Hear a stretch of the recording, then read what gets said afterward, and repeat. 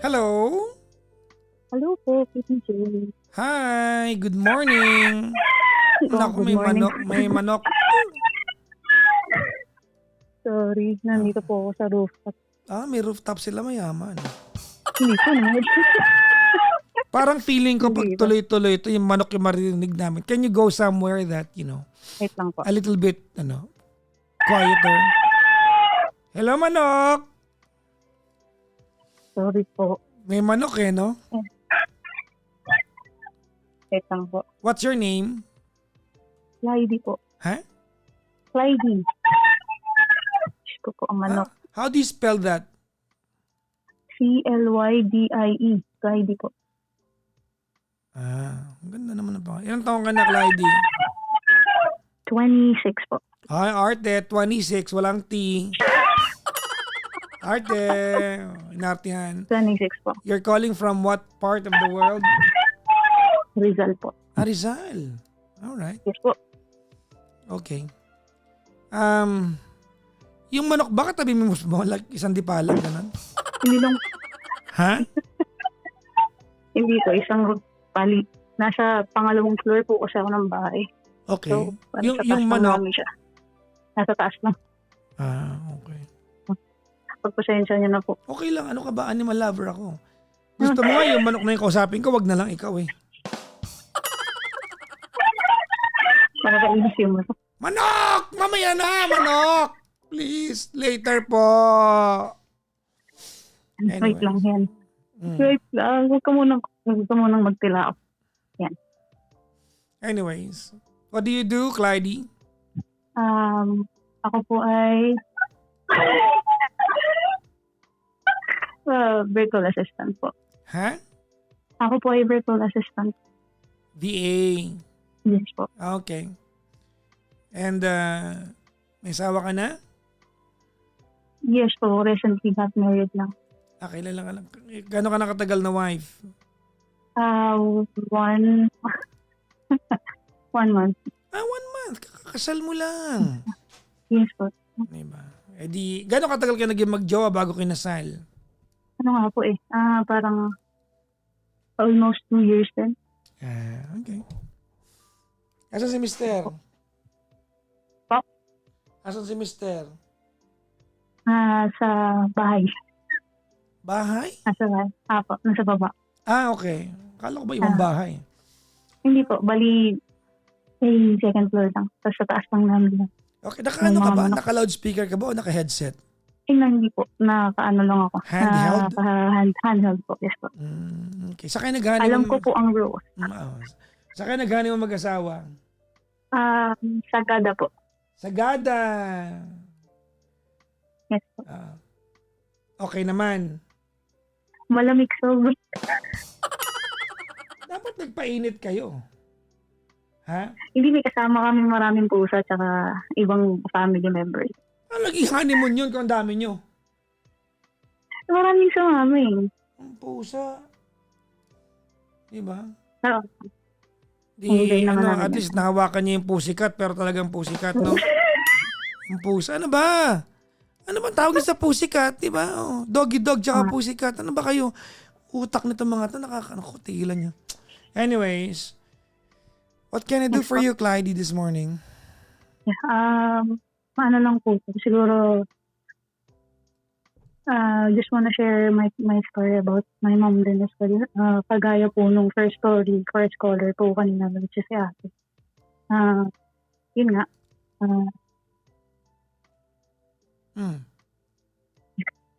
Sorry. Whenever I'm talking about mom po kasi I'm sorry. Okay, ganito. Wait lang. Clyde, no?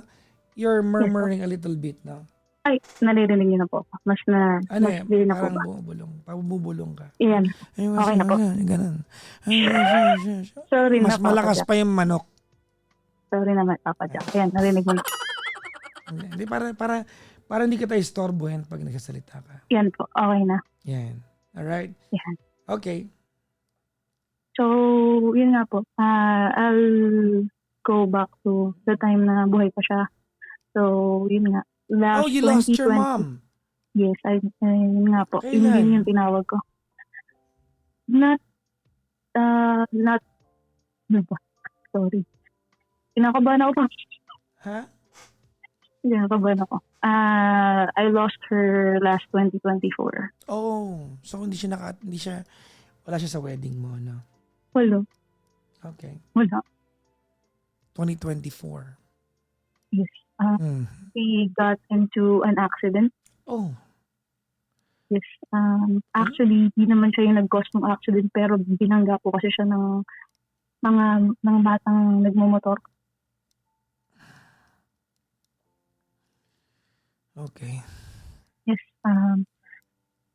The driver was just 13 years old. Paano nagkaroon ng lisensya yung bata? I mean, paano Wala siyang lisensya. nagkaroon ng access yung bata sa isang... Basically, yung bata po is parang nag-test drive. Parang syempre, yabang. So, mag-drive. What kind of... Um, I'm sorry, I have to ask, what kind of vehicle was that? A Honda Click. Motorcycle. Binigyan siya ng magulang niya ng... Hindi po. Ang sabi kasi is, tinakas. Nung nagkaroon na nung nandun na sa mismong police station, ang claim ng parent, ng mother is, tinakas yung motor.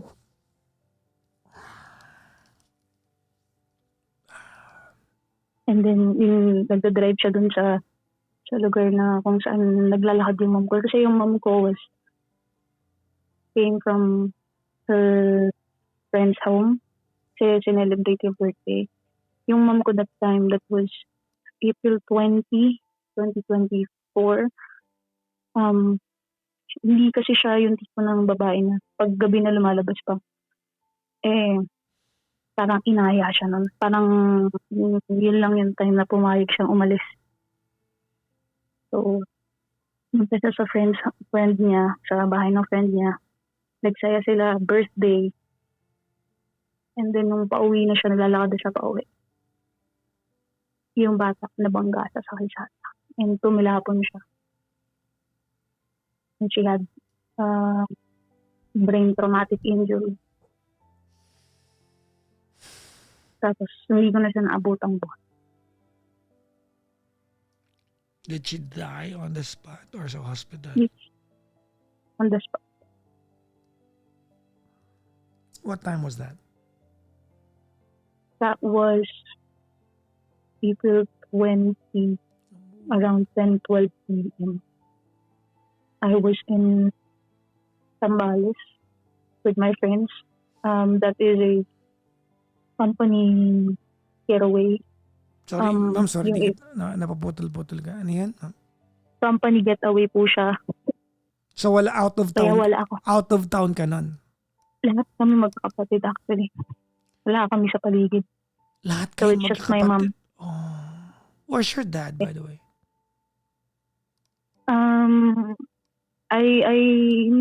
I lost my dad when I was 11. Nag-separate na sila ni mama and meron na siyang bagong partner. Ah, okay. So, nung nangyari yun, wala yung mga kapatid ko. So, nung nabangga siya, I was in the middle of nowhere sa Zambales. And nung time na yon natutulog na ako. Kasi sabi ko sobrang pagod na ako. And then I just got a call from my brother around 12 midnight ng April 21. And then they were asking me kung nandun na ba ako sa hospital. Sina-accidente daw si mama.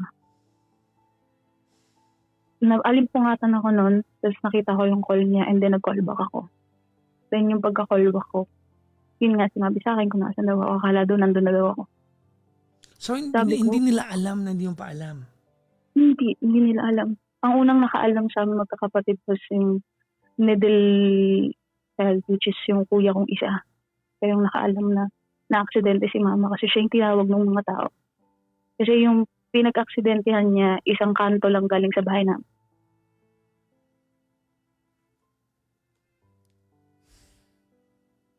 Tapos, nung nangyari yun, siya yung unang taong kinontak, siya yung unang kinausap kung nasan ako. And then kinausap ako ng pinakapanganay naming kapatid. Sabi ko, anong nangyari? I was in shock. And ang una kong natanong is, fatal ba? And then wala silang nasagot. Ang sabi, hindi naman siguro, motor lang naman. And then after 5 minutes, I received another call from my second brother telling me na wala na si mama. In that very moment, everything was shattered. Keep shouting. Tapos naririnig ko yung mga nurses sa hospital. Sinasabi na, kailangan niyo po sir pumunta ng police station. Nandun po yung nakabangga. Ganyan. Naririnig ko yung background. Pero, alam mo yung parang bigla na lang nagdilim yung paligid. Nagdilim yung buong mundo ko nung time na yun. Tapos lahat ng friends ko that time sa company outing namin, lahat sila lumalapit na sa akin. Pero parang hindi ko silang naririnig. Lahat sila umiiyak. I was crying. Hindi sila sanay na nakikita yung ganun. Kasi, I tend to be a funny person. Tapos bigla na lang makikita sila ng sitwasyon. They asked me na baka gusto niyo mo nang umuwi. Willing sila na pauwiin ko, pero hindi ako nakauwi kasi nga yung lugar namin sa Zambales that time, sobrang remote na. Wala ka ng sasakyan pauwi. Delikado na rin paglabas. Kasi nasa gitna kami ng kawalan as in. Kinaumagahan that time, madami nangangamusta sa akin. But to be honest, I attempted suicide that morning. Sinisisi mo yung sarili ko kasi kasi nakita, hindi kami nagkasama or hindi ko man lang napuntahan. Kasi galit na galit ako dun sa nakapatay sa nanay ko.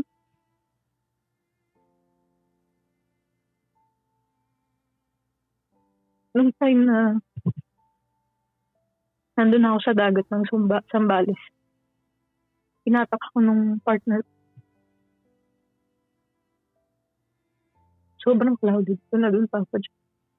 Hindi ko alam kung anong gagawin ko. Hindi kasi naging maganda yung relationship namin ni Mama. Sobrang daming ups and downs. Sobrang daming misunderstanding. Kasi hindi naman ako lumaki ng may kaya kami. Yes, we do nung time na nandun yung papa ko around the corner kasi he's a contractor eh. So, maayos buhay namin. Nung nawala siya, nakita ko yung pag-ihirap ng nanay ko. Araw-araw siya pumupunta ng palengke, hindi siya namamasahe. Lalakit lang para bumili ng hotdog. For 5 years, yun yung inulam namin, Papa.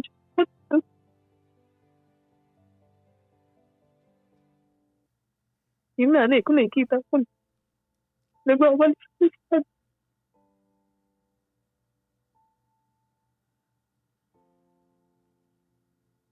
naglalaban ng mga damit ng ibang tao.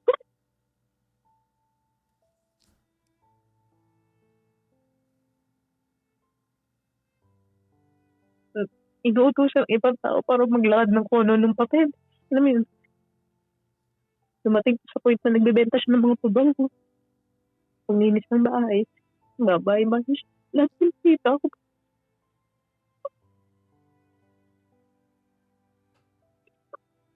Hindi naging magandang relationship namin na they say, pare-parehas kami magkakapatid na hiwa-hiwalay sa isa't isa kasi nga pinilit namin na magkaroon kami ng financial income para sa sarili namin. Kailangan namin kanya-kanya kami.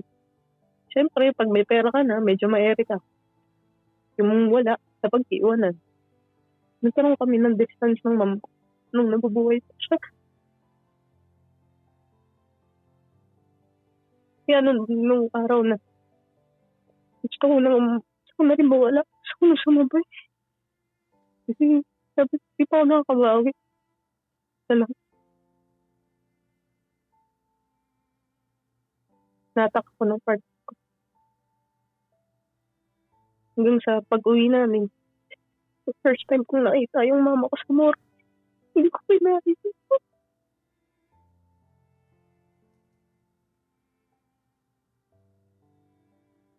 Nilabas siya nung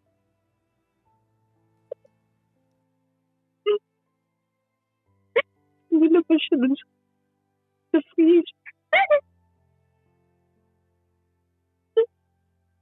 Nakita ko siya. Sobrang lamig.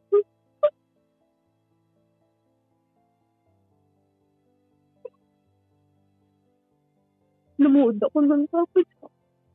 Lumuhod. Sama ko yung panganay namin. Tapos, pinipilit ko maging open. Pero nung nakita ko nung nakita, sobrang sakit. Sabi ko, ako yung naghihiling na mawala ng maaga. Bakit ako yung kinuha? Hindi ko matanggap. Ang sakit-sakit. Pakita ko siya. Nandun.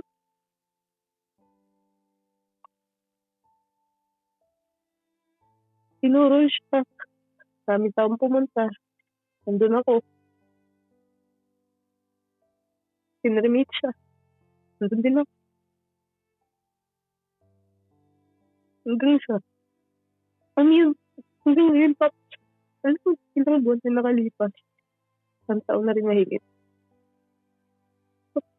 Parang hanggang ngayon nakakulong pa rin ako sa nangarap. Hanggang ngayon iniisip ko na yung nanay ko nandun lang sa dati namin bahay. Kasi paligid lang siya. Hindi ko lang siya pinupunta.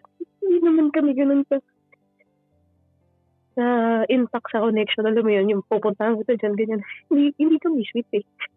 Kasi ang lambingan namin ng nanay ko, saran. Kung sino bang maunang mapikon sa amin dalawa. Diba? Yun yung way ng showing love namin. Ikunan. Hanggang ngayon, na nakakulong ako dun sa idea na nandun pa siya sa dati namin bahay. Pero every time na napunta ako sa dati namin bahay, hindi ko na siya makita. Abandonado na yung bahay namin. Kung nakita yung anino niya. Pero napipicture out ko lang nandun sa loob.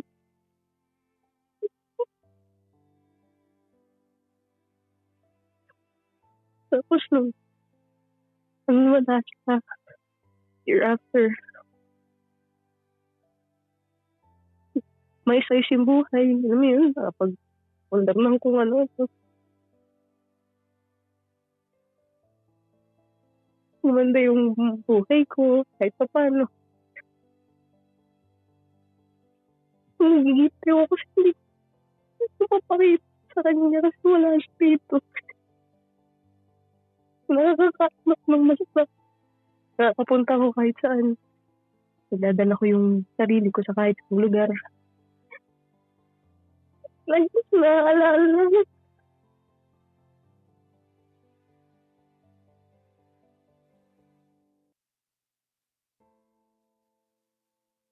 Kaya nakakain ako ng palabo. Makakakita ako ng palabo. Naalala ko siya. Nakikita ko siya. Kung kailan kaya ko nang bilhin lahat ng gusto niya nang hindi kami tumitingin sa price tag. Wala na siya.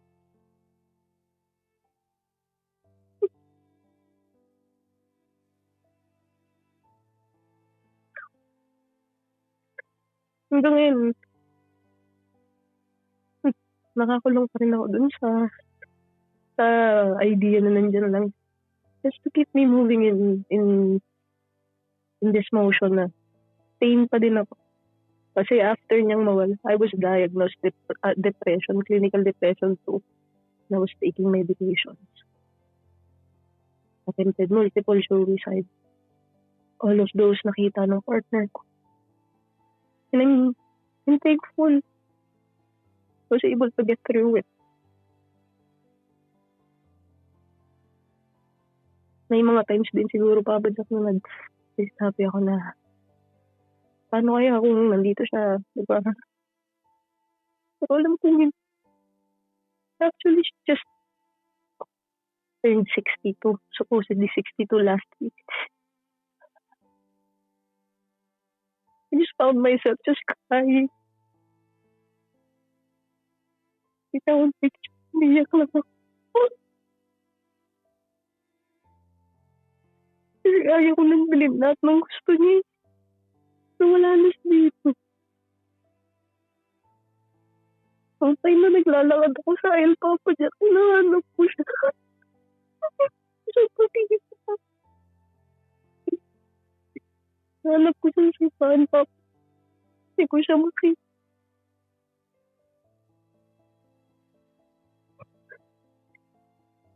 The only tangible thing na meron ako na makakapala na sa kanya is yung earn niya na kwintas ko.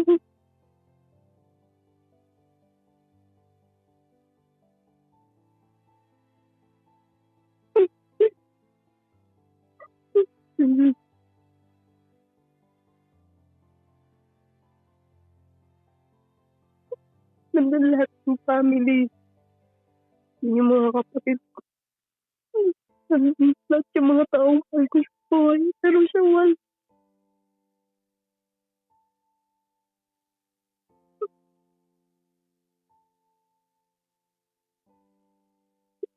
Bigat kasi ang gawin sila ko pa. Sila ko pa. Sabi nila na time heals all wounds. Pero bakit ganun? Parang hindi naman.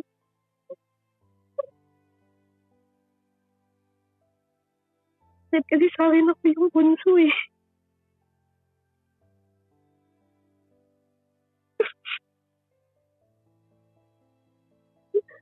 Sabi niya.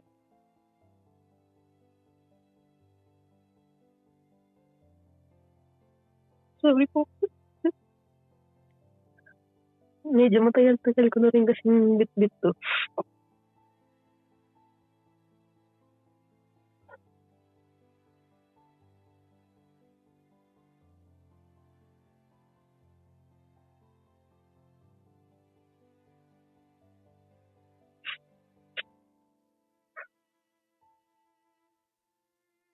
Hello?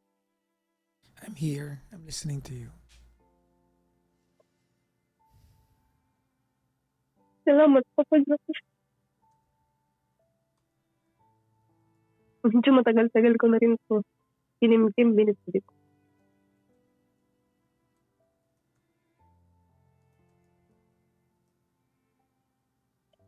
Hindi ko rin akalain na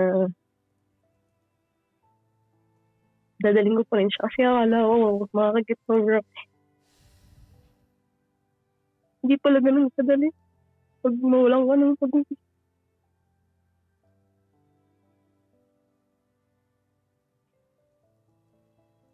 Kung kailan po kaya mo nang ibigay yung lahat. Wala naman.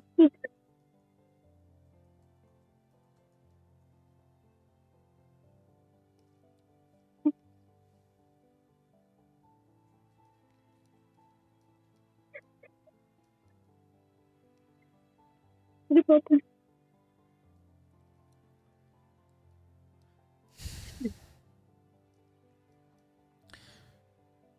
May tubig ka, may tubig ka ba dyan? Ha? Meron po. Meron. Okay lang naman po. Why did you call me? Siguro, hinanap lang ako ng kaibigan. Tagal ko ng work from home eh. Can I ask you something? Yes po.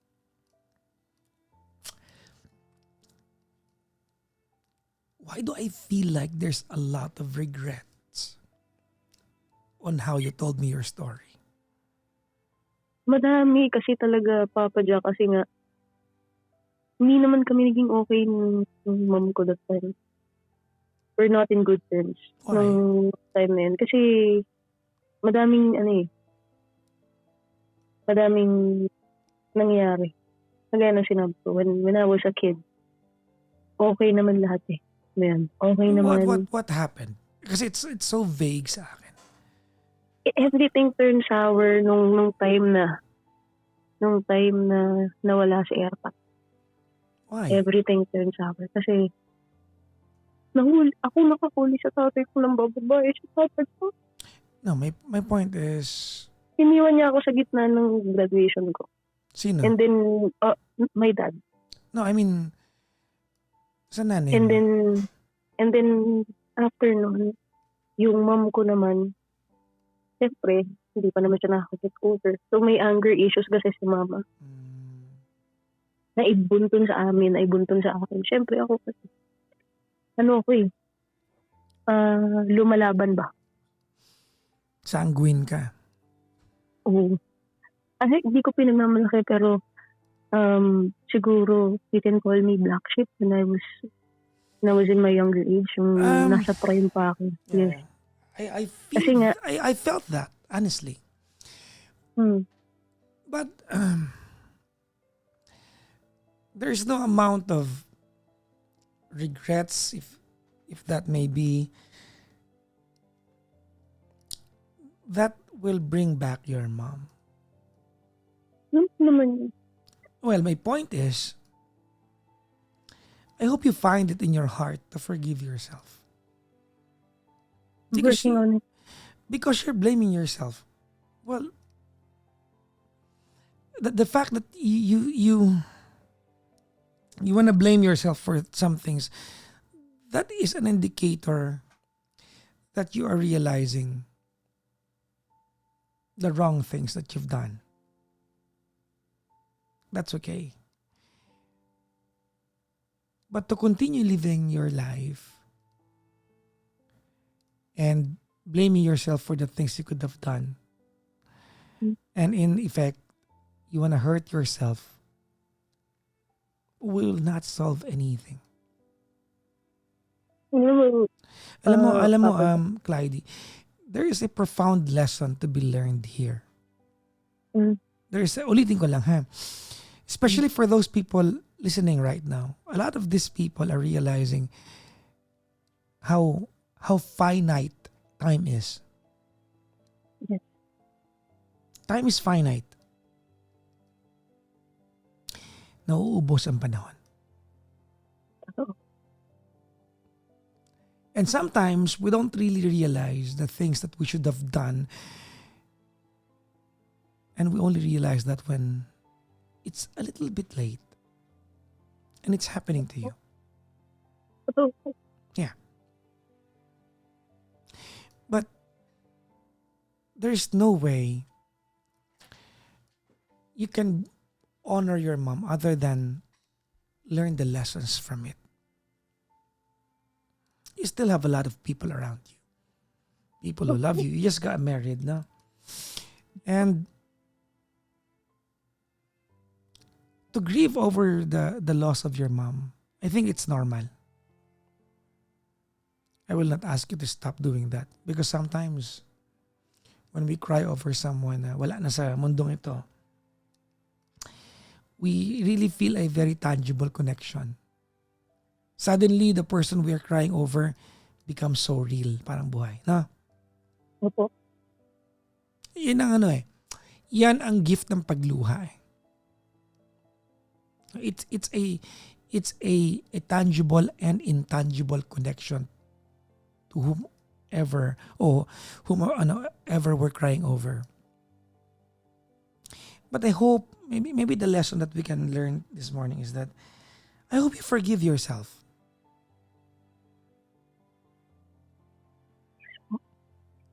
I'm trying to. Sa totoo po. Simula po nung nawala siya. Diba, I went to psychiatrist and psychologist for treatment. I was able to get through it. And then they also said naman po na it will really take time. Yeah, of Kasi course. nga, there's so lot of regrets and unfinished business. There's a Kasi lot that you did not tell your mom. Yes, yes po. Like, you have not said I love you to her enough. Multiple times, but feels like it isn't enough pa. Oh, Alam mo nowadays, marami makaka-relate dito, especially yung mga pa-fame sa sa internet. mm, They only say I love you to their parents, their friends, their whoever they love. Online. mm. Yes po. For show. For people to appreciate na, sweet niya sa nanay niya. Sa ganito.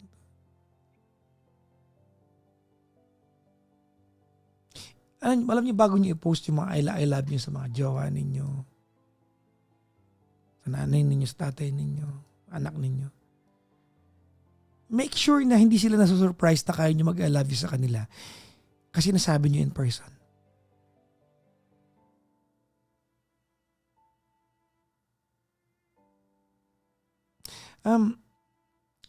Clyde,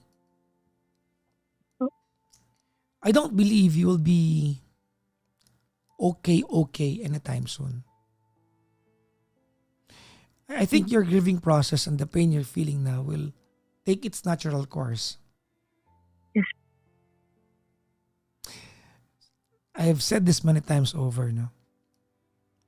I heard this, the first time I heard this was when I was with Mama Ali Soto because she lost a son. And then, may show kami nun eh. And then, sabi niya sa show nun, when you lose a person na mahal mo, you never really move on. You just get used to the pain. I hope one day you'll start smiling through the pain. I'm trying to, Papa Jack. Don't force yourself to do it anytime soon. It will take time, but at least you know your trajectory in life. Alam mo, tinawagan mo ako ngayon, I don't believe you believe there's anything we can do for the pain to go away. Yes po. Actually, gusto ko lang talagang mag-quit. Yeah. Gusto ko lang din marinig din ng ibang tao na napakabilis ng panahon. Yeah. Time is finite. Hindi niyo alam kung kailan sila mawawala. Yeah. May pagkakataon kayo na sabihin niyo naman sila na kung gaano niyo sila kagusto sa buhay niyo. Sino man yun, kaibigan, kamag-anak, kapamilya. True. Sabihin niyo na. Kasi yung guilt, hirap laban. Totoo. Clyde, let's do something this morning. Let's try to imagine this from the other end of the spectrum. Yes. Ready? Yes. There's nothing we can do to bring back your mom. Let's settle on that. The course of you grieving over the loss of your mom will take its natural course. As your friend, I wish that the soonest possible time, you can smile through it. But at any rate, if it takes more time, I hope you learn profound lessons. But here's my point. Let's try to talk about this from another angle, the other end of the spectrum. Let me start by saying, it's true that our time on this earth is limited. And when we leave this earth, just like your mom, when she left us, we are nothing but experiences to other people that we meet. You believe that? Yeah. People will remember us through the experience You provided them. Yes po. It's the same thing you're crying over. You have made, and I don't know if it's, kung tamang sabihin ko sa ito, but you have made maybe some unpleasant experience that your mom went through. Tama? Totoo. Hindi ko yun ipagmamalaki at hindi ko rin naman itaas. Yeah. There's a lot of things na napag-awayan. Pero what I can just say is, kung ano yung mga naturo niya sa akin magaganda, yun yung ginagawa ko ngayon, Papa. Yeah. So, now that... Sinasabuhay ko siya doon. Mhm. Yes, ma'am. So now that your mom is gone, and you still have so much life ahead of you, you're just 26 years old. And if you're telling me that isinasabuhay mo yung lessons ng nanay mo, then I hope you become the most wonderful experience for other people. Your husband, your soon-to-be kids, your family, your friends. Yung Papa. Otherwise, the lessons that you're going to learn through this pain will just go to waste.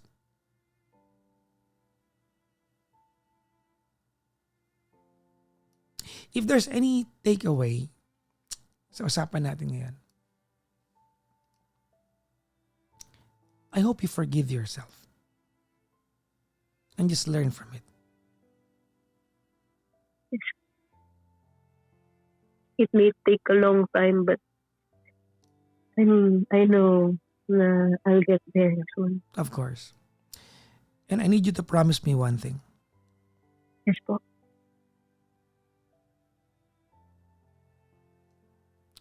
Never attempt to hurt yourself again. No.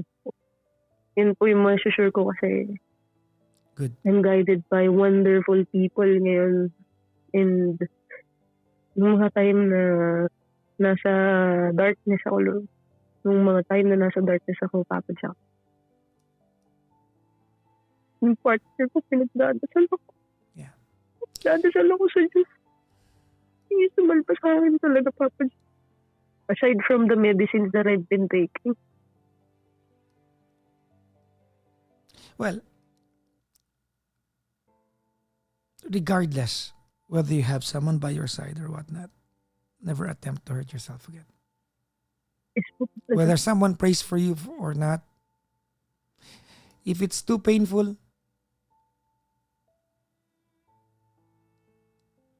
cry. Yes po. Take a bath. Go for a run. Cook. Draw.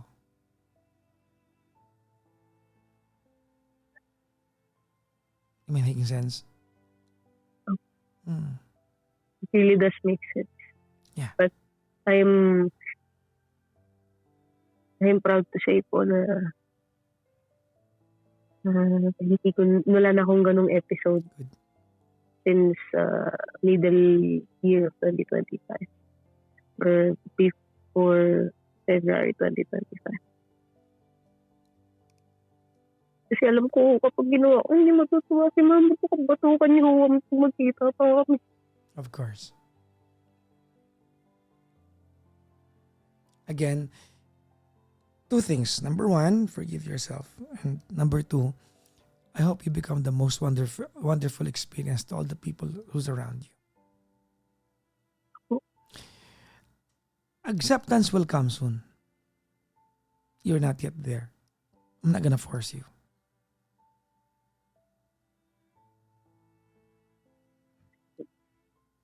Well, thank you for sharing with us. Thank you, Papa Jack. Idol kita since bata pa ako. One last assignment. Ready? Oh.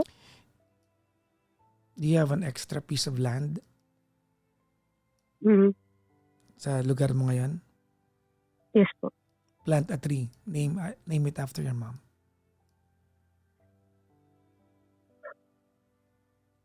Choose a good one. What? Any tree.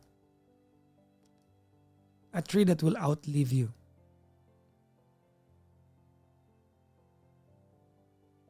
Gagawin ko yan, Papa Jack. Ngayon wala narinig yan, no? Actually, oo. Plant a tree.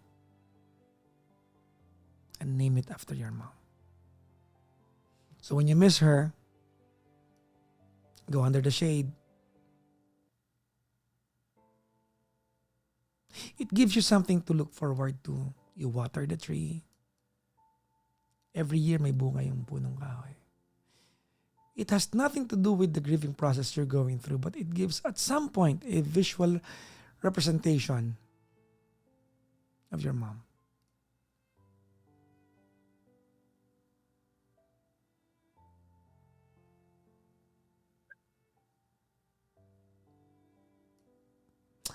Send me the picture of a tree pa na plant mo na. Don't hurry. Choose wisely whatever tree you want to plant. Okay? Mahilig sa halaman ng mama ko. So, I'll make a better choice for it po. I sensed that.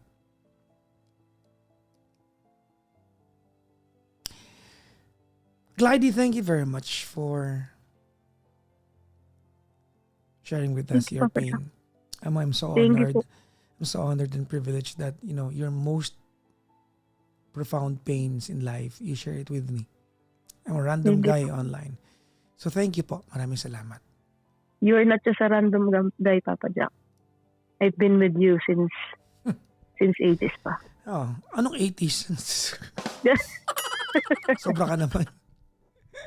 Good. Sa'yo na ako lumaki. Pinalaki ako ni Papa Jack. Hindi lang ako pinalaki ng sex bomb. Pinalaki din ako ni Papa Jack. Ingat ka palagi, ma'am, ha? Good morning po. Say hi to your Thank you, Papa husband. Jack. Thank you. God Bye-bye bless you po. po.